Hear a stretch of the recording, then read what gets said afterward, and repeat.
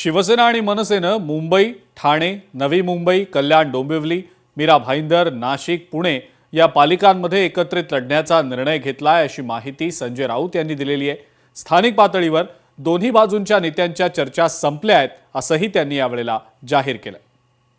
आम्ही या क्षणी जी चर्चा करतोय ती मुंबई, ठाणे, कल्याण डोंबिवली, नवी मुंबई, मीरा भाईंदर, नाशिक आणि पुणे या प्रमुख महानगरपालिकांमध्ये नक्कीच आम्ही एकत्रित लढण्याचा निर्णय घेतलेला आहे आणि त्या संदर्भात स्थानिक पातळीवरती चर्चा दोन्ही बाजूच्या नेत्यांच्या कार्यकर्त्यांच्या जवळजवळ संपलेल्या आहे।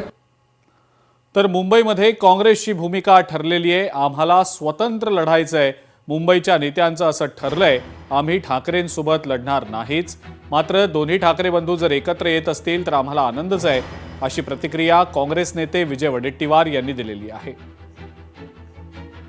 ठीक आहे ना, त्यांची आता आमची भूमिका ठरली आहे की तिथे आम्हाला एकत्र यायचं, आम्हाला स्वतंत्र लढायचं आहे अशी आमच्या मुंबईच्या सगळ्या नेत्यांनी ठरवलेलं आहे। त्यामुळे आम्ही त्याबरोबर नाहीच आणि स्वाभाविक आहे की दोन बंधू एकत्र येत असतील तर आम्हाला आनंद आहे। काँग्रेसच्या लक्षात असं आलेलं आहे की हे केवळ आपला फायदा घेत असतात, त्यामुळे कदाचित काँग्रेस त्यांना लाभ करत असेल किंवा यांना जनाधार नाही युबीटीला, हे काँग्रेसच्या लक्षात आलं असेल, त्यामुळे कदाचित त्यांची आघाडी होत असेल।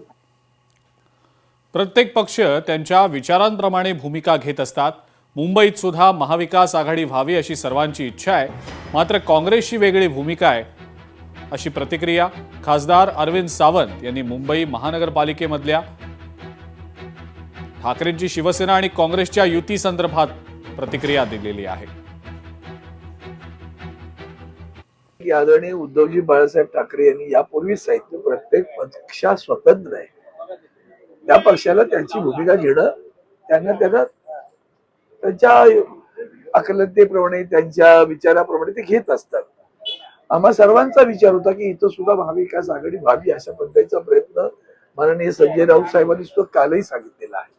त्यामुळे त्याच्यावर अगदी निर्णय झालाच आहे असं काही मला वाटत नाही, पण झाला असेल तरी जे कोणी आता सोबत आहेत त्यांना घेऊन आपण निवडणूक लढवायची असं निश्चितपणे आदरणीय उद्धवजींच्या नेतृत्वाखाली आम्ही करणार आहोत।